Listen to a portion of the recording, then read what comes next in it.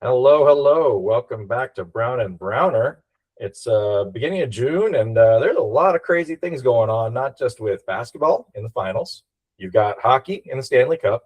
You got the French Open winding down, and of course, you got the football news that can't stop throughout the year. And of course, we have a shocker again this week. So what can you do? A lot of sports going on. There are some very interesting uh, events that have happened in all of the different sporting areas, whether it was the French Open, which we'll definitely talk about, but to see what happened with the Knicks last night, stealing one in San Antonio, and they didn't steal it; they took it. They didn't steal. They came right in San Antonio's face and took that Punch in game. the Like, you mouth. steal it. Yep. And we have the Las Vegas Knights. Remember, this was a franchise that was basically cast-offs from all other teams, and they've probably been to more Stanley Cups since their creation than any other team Yep. in the NHL, which I thought was pretty fascinating given the situation. So a true expansion team showing that they can actually play um, and compete at the highest level within a pro sport. So my hat's off to them. Quick side note on hockey. I learned this yesterday because it's something I was scrolling through. Jaromir Jagr, obviously great player in his own right, great Pittsburgh Penguin, played forever, still continues to play forever across the pond in Czechoslovakia. Did you know that the last 46 Stanley Cups Yeah, I saw that stat. have players that have played with Jaromir Jagr? Think about that for a second. Yeah, you know what it makes me think of, honestly? It makes me think of a comedy stand-up Yeah. that Trevor Noah did, where he talked about the difference between like soccer and European and how they talk about sports and what we do here in America. That stat is so useless. Who cares? Yeah, That's yeah, what I think. Who it is. cares? To be It is. honest. It is. Okay, Jaromir Jagr, you have 40 last Stanley Cups. Where's that going to get you? Like, what? Who even? How do you even come up with that being a stat? You must have nothing to do, and you scoured every single thing, and we can't even challenge that stat, right? No. Like, how do we really know that? Well, and I think it's what, if I read the whole meme correctly or whatever you want to call it, the first 18 of them are because there was some dude that was coming basically into retirement in year one of when Jagr was a rookie, and that dude had won 4 cups or 5 cups. I don't know what it was like before that or whatever. With the Islanders or something like that. So then, then the attrition started with every other player that basically went on to, great things and win cups on various other teams or whatever. So yeah, they created this whole little chart. Obviously, this had to be like some fan obsessed, like, Jaromir Jagr guy or whatever, still following him at the age of 56 somewhere across the pond. But Yeah, I get it, and I think here in America, we're stat happy. Jaromir Jagr still has. I mean, that's probably more pertinent stat at this point. Well, I'm sure if you have longevity, like for instance, you could have a stat about LeBron James as long as he's Absolutely. played, but what at the end of the day, how meaningful is that stat? And to me, it's as meaningful as the fact that LeBron had to go chase his rings with other folks, and he never won them by himself. So it is. Hello, I was just talking about that last night. Had a watch party for the game, and we got into the LeBron and the GOAT discussion. And it's like, yeah, but he didn't make his team win. He went and got other people to make sure his team win. And don't get me wrong, whether it's Jordan or anybody, you need superstars to win. And LeBron did play with a very light Cleveland team the first time around. When he had Kyrie, they could compete. But again, it shows you it's the lens that people want to look through. I'll tell you where I stand, very plain and simple, because it was a good example of it. I think it was a week or two ago. I'm flipping through channels. There's nothing on. And on NBA TV, they got a replay of the Cavs and Warriors final where the Cavs came back, yada, yada. On the other channel, they got The Last Dance. I'm watching The Last Dance, plain and simple. Well, and again, right after the game, we watched, because we're all serious Chicago fans, we watched Jordan highlights. And all we did was just roast LeBron and say, see, he couldn't have taken that shot. He couldn't have done that. He wouldn't have won the game if it was on the line like Jordan just did 55 times that we just watched in a row. He Exactly. didn't fly through the air and dunk on people like that or take people on. Oh, that's right. Jordan got smacked in the head. Did he cry? Nope, he didn't cry. Right. No. That's exactly it. That is exactly it. Not that I want. LeBron should not even be talked about. So let's go. Let's talk go. about the real finals. Yeah. All I can say is big money Brunson. He that dog. I'm sorry, but in fourth quarter, he carries that team and says, I'm going to put you on my back, and I'm going to shoot it arc over Wemby to win the game. All I got to say is that boy bad. He shows up when it counts. Yes. And, it's game one. First game for Wemby in the finals. So I'm going to give him a break, but he had an off night. I don't care if he had 26 points. His shooting was horrible. He had no help. I mean, other than Champagne, amazing. I mean, three-pointer after three-pointer. Dylan Harper, amazing. De'Aaron Fox, non-existent. Stephon Castle, non-existent. So, I mean, the Spurs are only on an upward trajectory at this point in the rest of the finals. That's great. New York, they probably had a few gaps here and there, obviously, in some players that didn't show up as big as they probably could have. Cat played okay, I think. I'm still wanting to see that matchup. Cat kept them in the game. If he doesn't bring them back and keep them in the game when they were down 14, Brunson wouldn't have had an opportunity to do that. And I'm actually surprised because he looked like he found something against Wemby. Like, I got confidence. I think chip on the shoulder. I think that's what it was. I think it's chip on the shoulder because everybody's been knocking Cat ever since he got traded. There's no question. For a good reason. For valid reasons. And it's like, all right, if I can prove it in the NBA Finals against the biggest guy in the NBA, okay, maybe I get my rep back a little bit. So no, I don't blame it. I think this is a good fight. If that Cat shows up, the one that blocked the shot towards the end of the game and does all of that stuff, and Scrappy get the offensive rebounds, New York can have a chance. Yeah, it's just what we know of Cat, whether he was in Minnesota or in New York, is that isn't what's consistent and standard for him. He has a great game, then the next game he might score you 10 points and get you 5 rebounds. Exactly. No, this is going to be what I call New York's going to bring their lunch pail hard hat mentality. The Spurs just have an ability to fly when they're all on, and in that sense. Last night, obviously, they weren't all on, and even on defense, I mean, they showed a few lapses here and there. They forced New York into some tough buckets, I must say. Every bucket that New York made, they earned. There was no question. Brunson was hitting some incredible shots. Yeah. No, they earned every bucket because of the size domination and all that. I think the commentators even pointed out, pretty eloquently, when Wemby's in the paint, you got to adjust your shot, when you're trying to dribble drive and you're Brunson and everybody else. And they did it. Simple enough. They did it. Yep. I think the thing that's hurting San Antonio right now is at the end of the game, New York gave the ball to Brunson. Yeah. San Antonio didn't have that person. You don't have that killer. Highlighted. Yeah. You don't have that 9-0 run, and Wemby took a little bit of a control then. But then you could see there were times when the offensive, it wasn't like isolated for one person to take over. It was pass the ball and somebody get an open shot. And after a while, there was nobody actually getting an open shot. Nobody was going to the bucket. To me, regardless of the team, in the fourth quarter, when you want to go ISO, it has to be your guard, in my opinion. So it has to be Castle or Fox. It should have been Castle. I agree. Yeah, it should be Castle or Fox. I don't care what team it is. I don't care if the fact you have the best center in the world, in that point.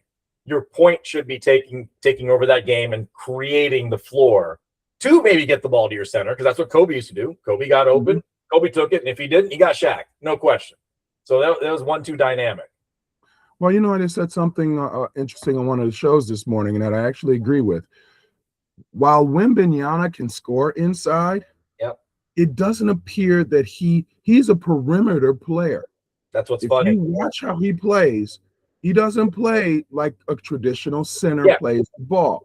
And that is actually something that he needs to work on, because they should be able to do whatever they need to do, get Wemby the ball, back somebody in, 2 points. That's the thing.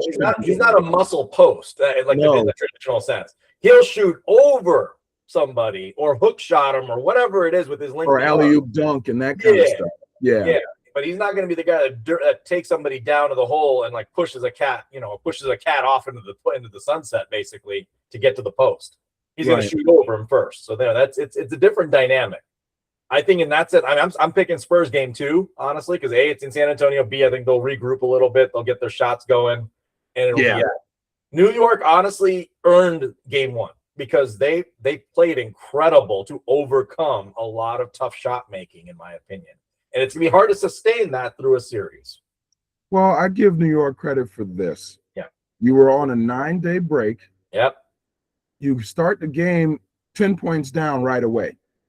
And they didn't cave. They scrapped their way back in. They were able to get the score tied and even take the lead in the first half, which there are many teams that might have thrown it in at that point, or wouldn't have had the will to fight in the way that they did. So I give them a lot of credit for that. And I'll ask this question. Mike Brown is going to get a lot of credit. Yes. Mike Brown's going to get a lot of credit, deservingly so. Would Thibodeau have been able to do this? No, because his bench would have been burned. Because he wouldn't have played his bench. He would have worn out his starters. Would have been burnt. Yeah, he would have worn out his starters. He wouldn't even have the ability to rely on like a fifth, sixth option off the bench, and anything like that. Absolutely not. Mike Brown has done a tremendous job of balancing the load. I mean, yes, you have Jalen Brunson, but then he's put the onus on Anunoby and everybody else to take up and step up, basically. And that's helped. The balance has helped. Absolutely. Well, then I give Mike Brown all the credit. Yeah. And fortunately, Tom Thibodeau, I think I saw you do some commentating somewhere. Yeah. Maybe that's where you need to be, because the worst kind of label you could have, and remember, he took them to the conference finals last year. Yeah, he's done this with several teams. Yeah. I felt like it was more of a Doug Collins to Phil Jackson moment, and we talked about that last night, where could Doug Collins have taken the Bulls to the championship? I actually think he could have. Yeah, Phil Jackson can manage egos, but I feel like Doug Collins would have got the short end of that stick. Yeah.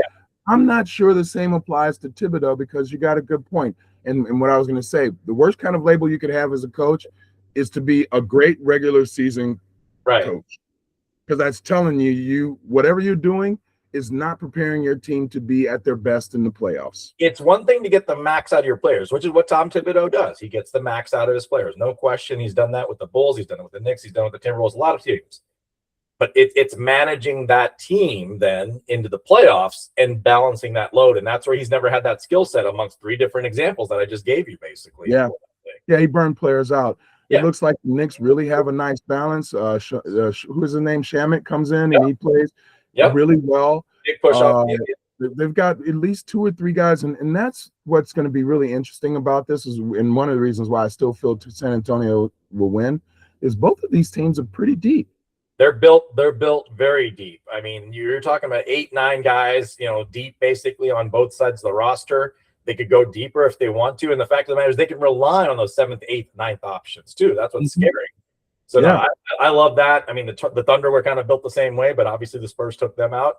But yeah, no, I that's where I love this brand of basketball, because now it's team basketball, in my opinion. You don't have to stud. You got anybody to go off at any point, which makes it more fun to watch. Well, if the Knicks can continue to play like this, I don't see how they don't rule the East as long as Brunson stays healthy. They got a fairly decent, team as far as thing. And if they can get the most out of Towns and stop him from being the whiny guy, I think that who else in the East is going to beat that? Boston will be back because they'll still have their dynamic duo. Indiana will be back because they'll get Halliburton, obviously. So you've got two people there. The Pistons, they don't have an experience, and that was their problem. They were a one-man band. They've got to get another player out there. So maybe that's their other solution, is to get more players. Well, in Indiana, you're saying Indiana's going to be good when Halliburton comes back. They're not the same Indiana team. They lost a couple of players from that team that made that run. So I don't believe in Indiana. I would have to say, I'm not even sure. You talk about the Celtics. Charlotte, remember one big thing about that dynamic duo. They can be a dynamic duo and one of the best in the league. However, if you have dissension and you have dueling egos about who should be the star, that's when you start having issues. No, so I'm not sure Boston can overcome that, because that's clear. It's clear now that exists. If there's another team that I would throw into the wild card mix, and obviously they weren't the greatest team, but they're super young and they're showing a lot of highlight and promise, it's Charlotte, honestly.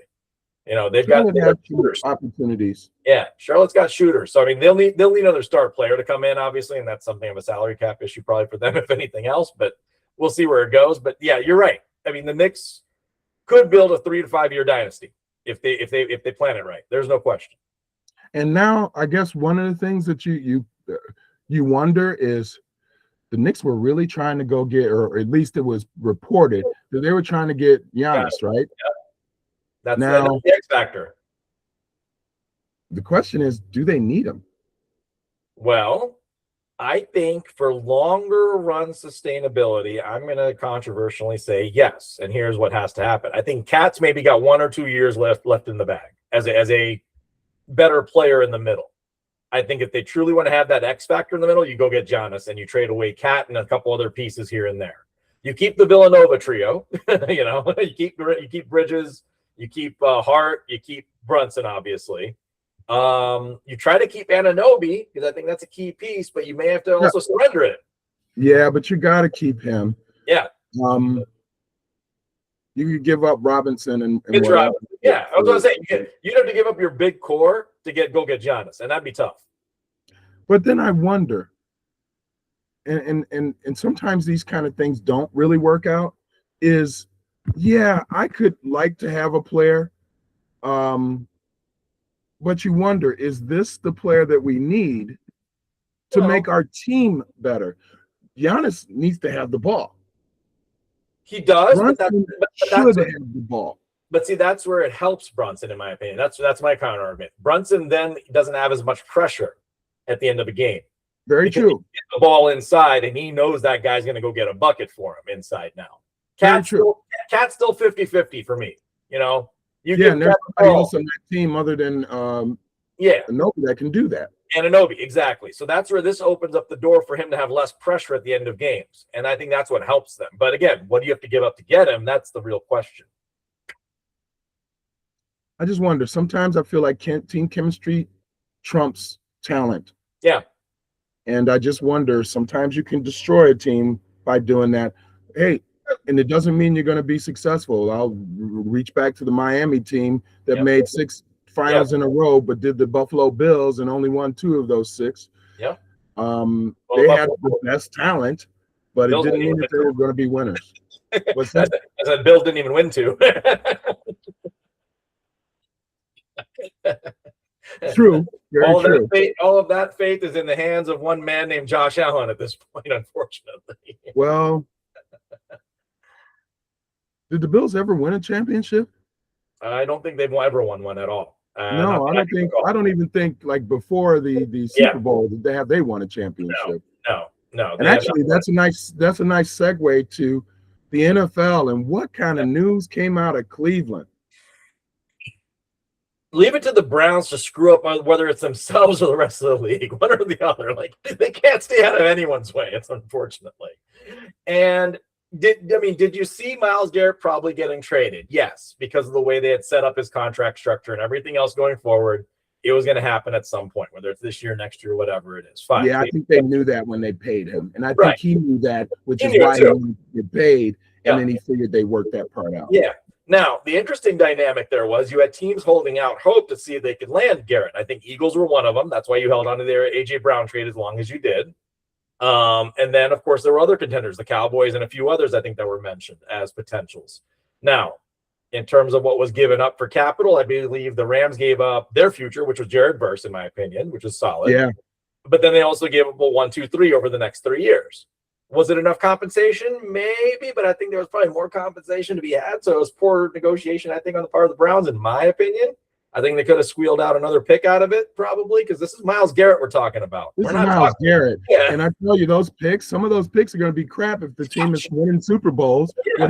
What is that pick going to manage then? You're going to have some guy who might be in the first round, but he's going to be at the bottom of the pack. Yeah, I would have figured 2 first-rounders. That's just me. I would have figured 2 first-rounders and assets to get Myles Garrett. That's what I figured the asking price probably was, and that's why the Cowboys were probably out of it. And of course, the Eagles are always wheeling and dealing, so I don't leave them out of anything at this point. Howie Roseman's a mastermind. Well, maybe the Eagles, the Cowboys, and this is where Jerry Jones has constantly hit the franchise hard. Who wants to go to Dallas? Yeah, and that's the point. Exactly. Why would I want to go to Dallas? They don't even look like they can win, and then I got to deal with all the drama. Yeah, and that's the thing. Jerry's got to get out of his own way because at the end of the day, I'm going to think about this from a financial standpoint. Would I want to be in the state of Texas? Absolutely. No income tax. Well, you could like that part. Sure. 8 of your games or that you're playing, or 9 of your games, whatever it is these days, are not taxed. Yeah, but at this point, it's not about the money. It's not about the money. And you're always thinking rings too. But I mean, there's enough talent on the field to try to win if the management would get out of the way, in my opinion. Yeah, and it never has and never will. Yeah, so that's part of the problem there. Now, let's talk about the Rams. I mean, you saw their Vegas odds go through the roof now because, I mean, look what you got on both sides of the ball, for God's sakes. And that's it. Put it like this: the Rams look so good that Aaron Donald is talking about coming back. That's what's scary. You already have the MVP. You already have 2 elite wide receivers. You already got a decent running back. You already got now arguably the best secondary in the entire NFL because you fleeced the Chiefs and everybody else in between. and you got the defensive player of the year. And you got the defensive player of the year. All you got to do is have a single lineman who's coming out of retirement. Well, they're only going to have this for 1 year because after that, it's and that's all they wanted for. And that's where I'll get to my conversation on this. So this is all Stan Kroenke's grand plan. When he exited St. Louis, and yes, I'm kind of hurt by it because I used to be a St. Louis resident at one point. It was unfortunate for that town to have lost the franchise because of all the opportunity and things that were stood from a business perspective for Stan Kroenke to have it in LA. He owns the ownership rights to the stadium. He owns everything out there. He owns the Avalanche. He's all success, no question, in terms of business. Can he go all in on the Rams? Absolutely, because he doesn't care about the loss on paper for the Rams. He cares about the overall legacy of the Rams in Perry. This guy's making money on money. He's Walmart Air. Let's think about this. He doesn't care. He just wants the rings. He wants to be able to go like this. You know what I mean? Like, it's a flex. Well, that goes back to the argument. I'll be the whining fan, a Chicago fan, because none of our owners do that. And to me, that should be the owner's right. Yep. You know, you come in, you got big money, you're going to make big money, right? So act like you want to win. Don't sit here and try to miser your money. And that's why teams like the Bears haven't risen, because they miser the money instead of trying to win. If you win, you're going to make money. Yep. Period. Yep, absolutely. And think about this. The Rams may have mortgaged their short-term future to try to get the ring this year. Fine, they're going to get the ring this year. Then what's going to happen?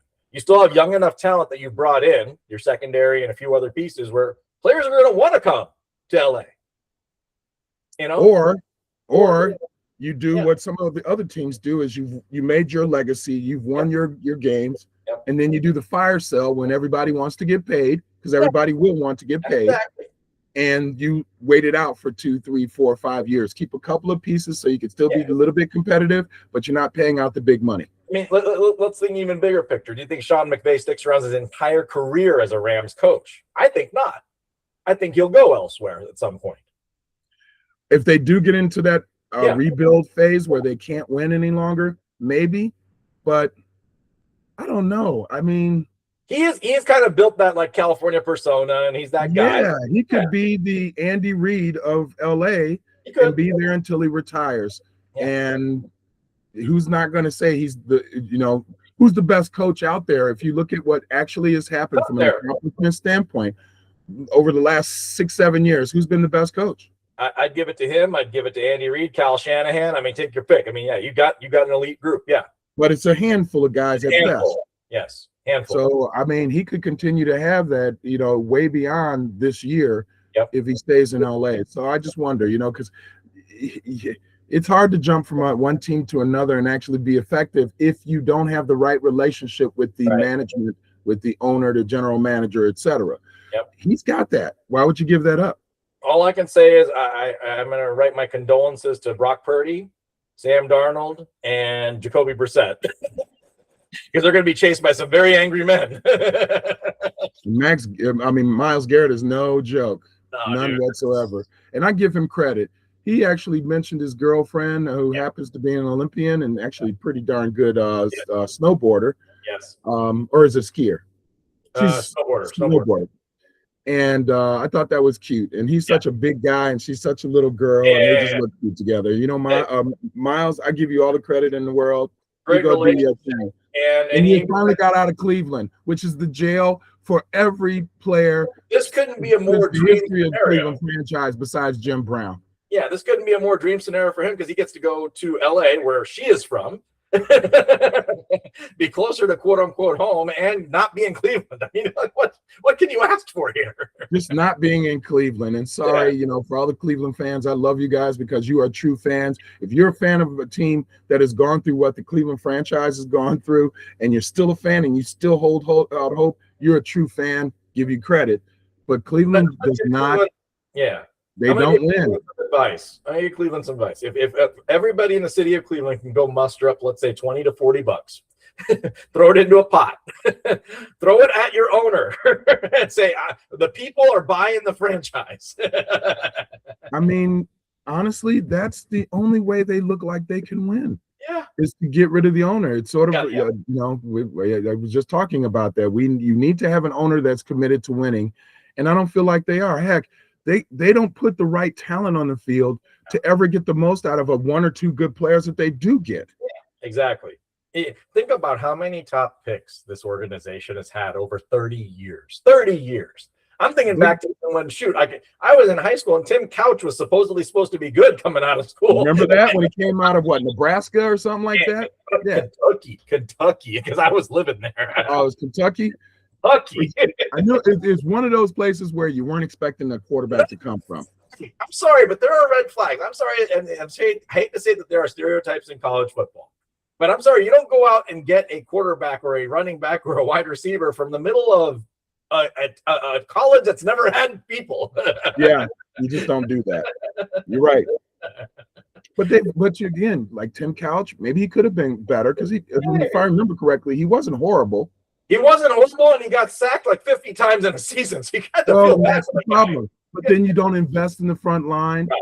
And then, you don't have any wide receivers to throw to, which Cleveland, name a good receiver that Cleveland has had over the last few years. I mean, let's even rewind back. Don't say Judy. Judy is not a good receiver.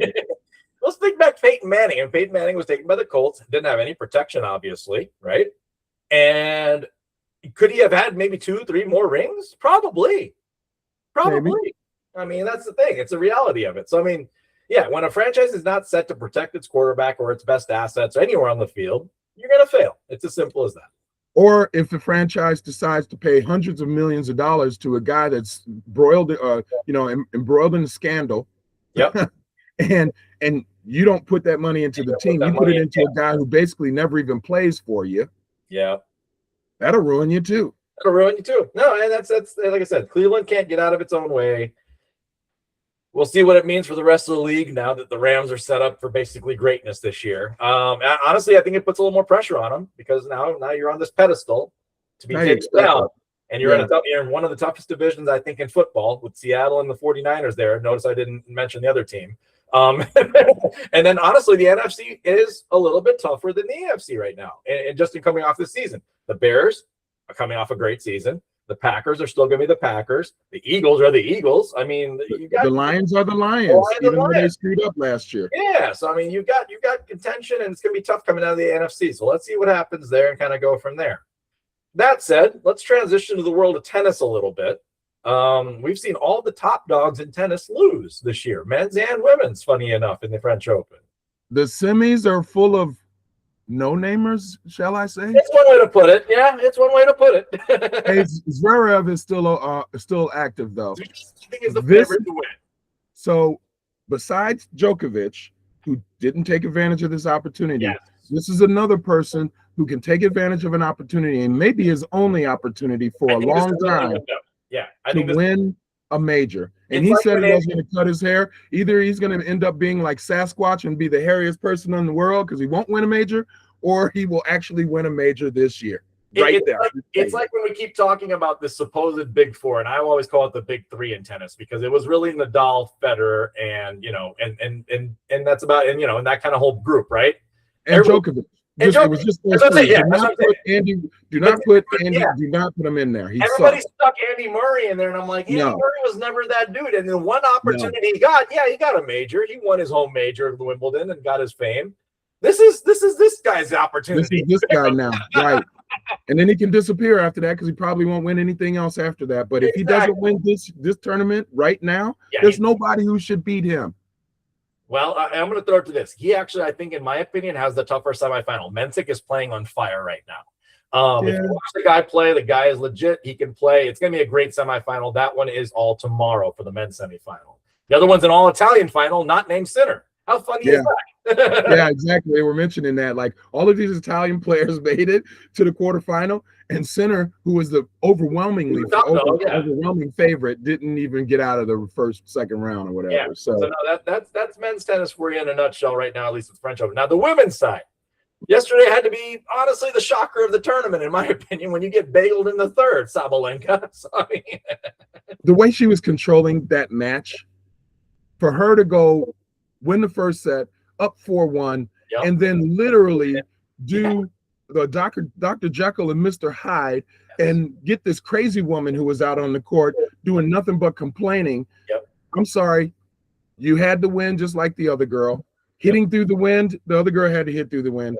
You have the most powerful forehand in tennis, for women's tennis, and you're sitting there worried about this kind of stuff. So you need to go and like she said, you need to go into a room and just break some stuff, and hopefully that'll get your mind right and get your heart right, because you should not have lost that match. Even if you lose at 1 game, 2 games, how do you lose your mind and give up not only the second set, but literally quit in the third set? And there's only one thing I can say about Sabalenka. Physically, she is stronger than everybody else on the tour right now in women's tennis, and she should never lose because of that. However, it's her head that beats her every time that I've ever seen her. And this was honestly the worst example of that. Because, like you said, you're up 4-1 in the second, a setup. You're ready to put this thing away. You're physically dominating. And then all of a sudden, what? Something happens in your head, like a switch turns off, a light bulb goes off, you lose power? I don't get it. Like, well, even just losing a game, like if I'm not mistaken, she had a chance to go up 5-1. Like, she was right on the edge of literally winning the match, and then she lost a point, and then she lost another point, and then it was like, and then she starts doing the thing where she talked to her. You know what? They need to take coaches. They need to take coaches off like, they should be like the football coaches, where they're up at a booth somewhere. And you know why? Because I'm so tired of seeing players. It's like they're talking every point to their coaches. See, I'm gonna take it even a step further. When I grew up in the majors, or in the majors, playing competitive tennis. When I grew up playing competitive tennis as a kid, you weren't allowed to get coached to until it was a set end or a break or whatever it was. And it was the exact same rule in college tennis too at that time, until college tennis rules changed, where coaches were allowed to intercede at every single changeover and all the other bullshit and all that. I feel like it got in the way of the purity of the game, in my opinion. I think it should always just be at the end of the set, and that's it. And you shouldn't be able to sit there and talk to your box and cake coaching and all the other bullshit that happens in the pro tennis world, because A, it distracts from the competitiveness. Yes. B, it degrades the game and what it's supposed to mean. You're supposed to be able to play yourself on the court. And that's it. It. It takes that part away. I'm sorry, if you're getting shrunk, whatever you call that, on the court while you're playing because you're a mental midget, the part of competition is why was Dennis Rodman so effective? Because he got in people's minds. Yes. Part of the game. You can't then say, hold on, timeout. Let me go have a 15-minute shrinking session so I can get my mind right and be able to play. That's garbage. Again, I'll go back to a personal example. I used to be maybe 13, 14 years old. I used to play up in adult tournaments and stuff. And honestly, how did the adults beat me? Head games. There'd be things that they would do on the court, stuff like that. But you know what? That made me stronger. That made me want to hunger more. That made me want to fight more, play smarter, and be better as I got more competitive and better. It's the only way you get better. And if you take away that aspect of tennis, all you're doing is creating scenarios like this, where one little thing destroys an entire person's match or career or whatever you want to call it at that point. It doesn't make them stronger. Yeah. That's it, because they don't have the mental fortitude to be able to deal with like troubleshooting and problem solving on the fly, which is part of an individual game. That's the biggest thing that makes a difference between team sports and individual game, is that mental fortitude, is that ability to singularly focus in, shut the world out, and bring out the best of your ability. But if you're going to sit and go to the guy, coach, it's your fault because I hit the ball. What am I supposed to do right now? Oh, God. I need to Come on, man. I need to record. That was too good. But isn't that what you're seeing more of? Yeah, 100%. And that's why I think it loses the competitive edge in all of the players that we're seeing right now that are seeing fall apart in all sorts of games, whether it's team or individual. It's ridiculous right now.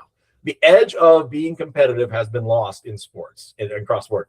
And I'll even dare say even more so in American sports because of this at the end of the day. I think it's just the whole overarching thing we have in society about, oh my God, let's protect everybody. Let's make sure we insulate the kids because we don't want them to have to deal with anything. Oh my God. And then when they need to deal with something, they don't know how because they don't have the tools. They've already been shielded and bubble-fied so that the world can't hurt them, that all of a sudden when there's something simple they need to deal with, they don't know, oh, can you tell me how I'm supposed to do this?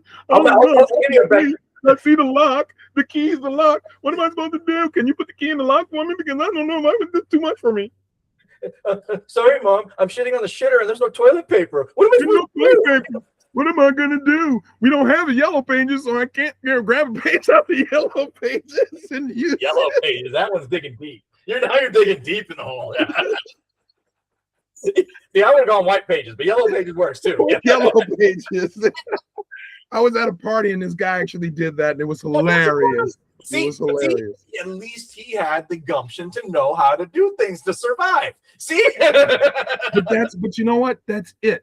Yeah, learning how to deal with the situation and the things in that situation to get the best result is what we grew up on. You learned that. Your weakest moment, exactly.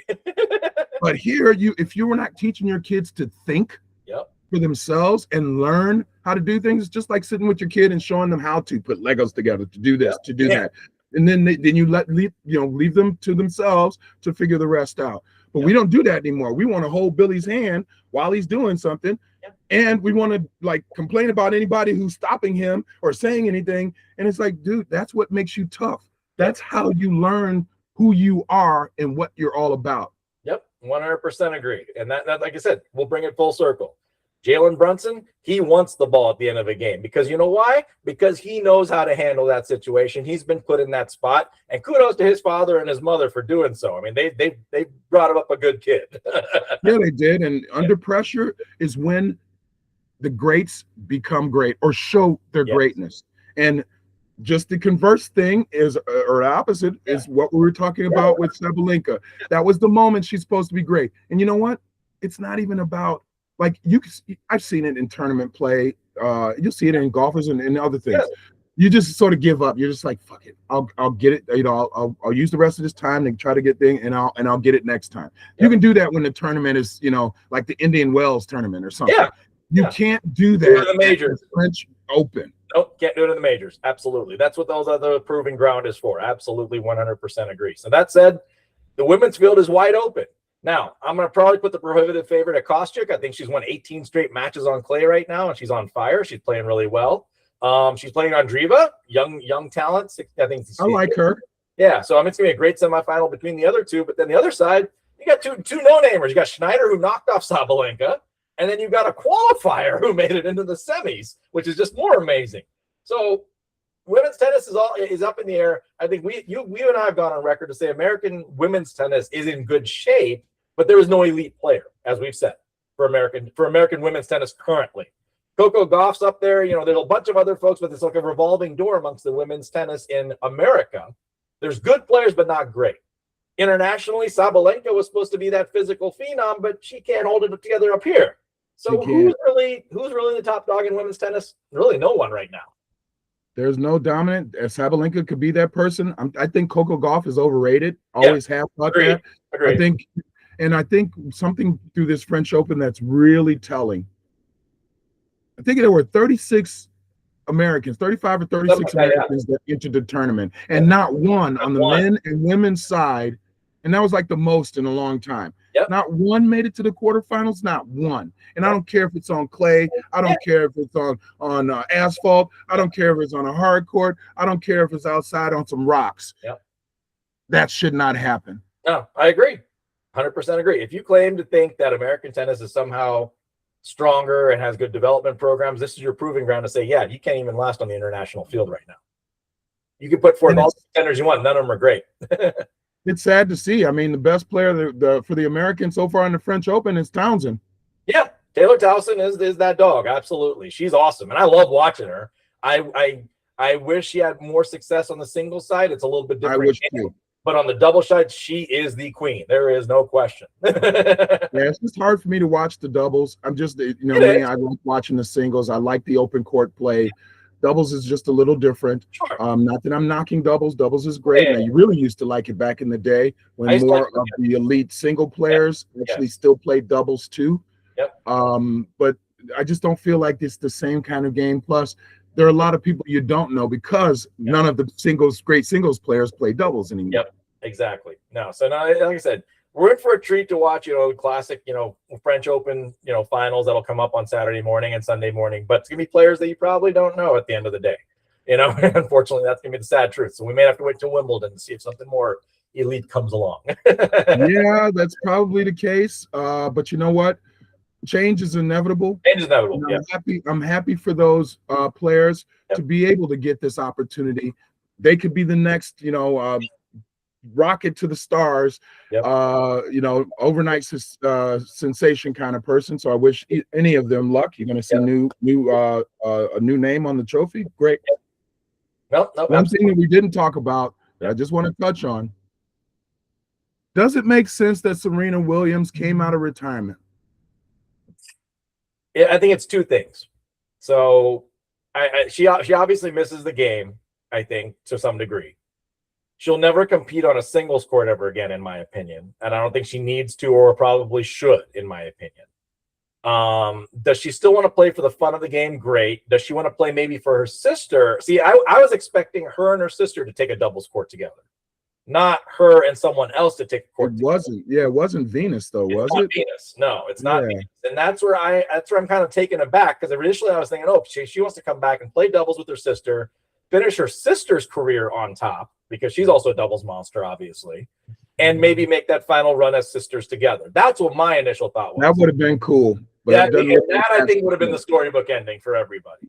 I agree. But it's not. So I don't know what she's doing playing a 500 level tournament in doubles. Maybe as a tune-up. Maybe she wants to play Wimbledon. I don't know what her entire intent is at this point. Yeah, I'm sort of missing it. Yeah.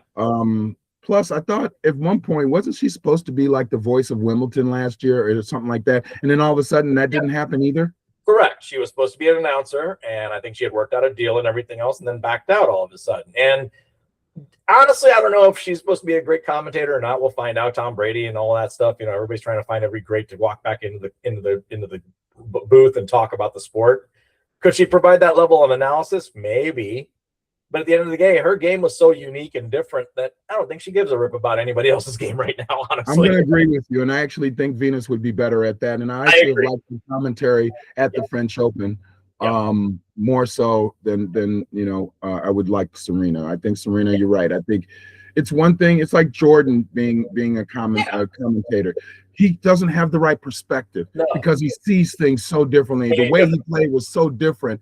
If he talked to it, it isn't aligning with what you're seeing because nobody can play like that. No, he can't see the way they play. He can't. Serena's going to be there like, okay, this girl could, probably work the court. No, I'm just going to hit a rip a winner. That's Serena's mentality. Exactly. And it should be Sabalenka's mentality, except she's too mental at times to just step out of the way and let her talent take over. Absolutely. So no, I don't know what to make of the Serena situation. I don't even know if it's one of those things. I think in NFL football, I think I learned that this year, some of these players are coming back in whatever capacities they are, whether as GMs or players or whatever it is, just to extend their health insurance, just like Phil Rivers, right? There was talk of him actually being the starting quarterback, which I thought was a joke. Hey, the guy has to pay for insurance for 20 kids. I get it. The open market is expensive. Yeah, you aren't kidding. I'd rather be under an employer plan any day of the week. But that's where I don't know if that's the same thing in tennis. I got to dig it a bit deeper. But again, I don't understand Serena coming back to a 500 level tournament, playing in a doubles match, not with her sister. It doesn't make sense to me. Yeah, it didn't make sense to me either. We'll see what happens with that. Lastly, don't want to let this go by without touching on it. I know we got baseball and other sports, but baseball is in the 40, 50 game stage when there are 162 games. You can worry about that later. But the World Cup is coming. Yes. Can the Americans actually speaking of how badly we performed on the French Open from an America standpoint, can we actually get out of the group stage? There's a possibility, but I still wonder if Americans are ready to play soccer. If you asked me this question last week, I would have said they need to honestly lose in the group stage and just embarrass themselves and lose to Paraguay, maybe even the opener, because that's going to be their toughest game. But this past weekend, they played an exhibition. I don't know if Senegal was playing at full strength or not or whatever. Pulisic finally scored a goal for the U.S. Great. Balogun finally scored in the goal, because, I mean, those are your top two players from an offensive standpoint walking in for the U.S. Does that show any promise? Yeah, they won a 3-2 game against Senegal. Senegal's a top 15 team. That's a legitimate win. I don't know if it was fully played on every pitch and everything else and, at full level. Fine. Does it show some promise and probably raise up some hopes for people around the country? It probably does. For me, no. I think there's still a sad bunch of folks. There's too much dissension on the team. They can't even figure out how to play together. You've got a couple stars, but that doesn't mean you play as a team. That's the problem. Yeah, and I just wonder, this is just me, and I'm not really a conspiracy theorist, but there are just times when it makes you wonder, like the whole Cooper flag thing, and the trade to LA. Just watch. Texas will have gambling at some point soon. Trust me. That story out there isn't a joke. Watch it happen. Yep. Cooper Flag became the first pick of Dallas. All of a sudden, they won the lottery that year. Yep. Remember when Magic Johnson won? LA won the lottery in '79 and got Magic Johnson. Yep. It was in the back rooms, right? Yeah, right. That was a bunch of balls. Balls were being played with while they told you what was going to happen. That was about it.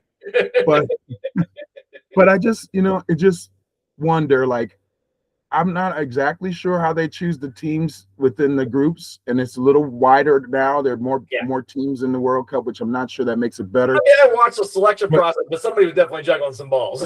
Yeah, because look at the bracket that USA is in. Talk about any bracket you want to be in to be able to make it to the past the group stage. Be in Group D. You got Paraguay, which I'm not going to knock Paraguay. Now I'm not even sure if the U.S. beat them when they had some games earlier, in the last couple of years. But Australia and Turkey.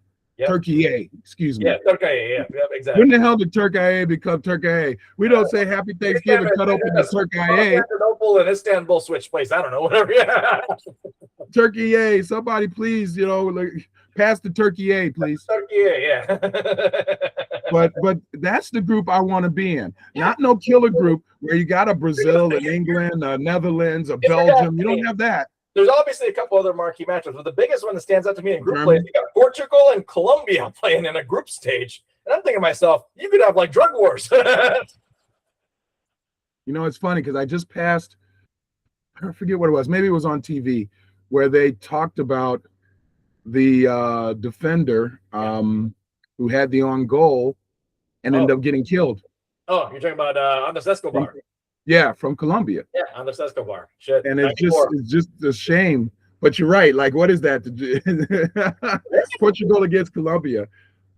No, I want Valderrama to come back. I would like to see him with his yellow hair, which would probably be yellow and gray now. But I would love to see that. Well, so I'll bring this up really quick. So Croatia is bringing back Luka Modric at the age of 42. Really? He wasn't bad. Dude can play though. Dude's a baller. Yeah, no. Here's the best one for you. Guillermo Ochoa at the age of 40 is coming back as goalkeeper of Mexico. And you remember this dude bad. Yeah, that boy was bad. And quite frankly, granted, 40 is still 40 in any professional sport. But I'm thinking at 40, if you could be a golfer. Yeah. And I think you could still probably play goalie. I think you'd be a goalkeeper. That's what some of them like. If you're still tall enough, I can see that.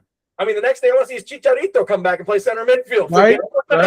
Whatever happened to that guy? He was supposed to be the next phenom, and he disappeared. He fell off the earth because he never finished anything. He never finished as a club player. He never finished as a countryman, unfortunately. Wow. Still bad because he was the next hope out of Mexico, if you think about it. But no, we're going to get to see some cool storylines, I think, leading into the World Cup, which will be fun. Obviously, the biggest storyline, the United States, starting off with Paraguay, they can't even sell out their own game. How pathetic is that for the opener in about a week and a half now, basically? Well, hopefully we'll start to see the tickets drop. I was talking to someone about that. The tickets are starting to drop, but they're still stupid. First, they were in that hell no stage, Yeah. Now they're in the. Okay, so yeah, I'm not sure that still is providing value for the dollar. Yeah. For like a decent game, you're still paying somewhere between $1,000 to $1,500, unfortunately, for a World Cup. Now, let's give you the opposite effect of that. The Knicks won game 1 yesterday. Ticket prices for game 3 went up 25% overnight. Of course they did, Cheap because seats in New York, everybody's going to want to be there. The cheap seats in New York at MSG for game 3 were going for $4,100. They're now going for $5,800 for the cheap seats. Okay, just real quick, we can end this. We can end it on this. Yes.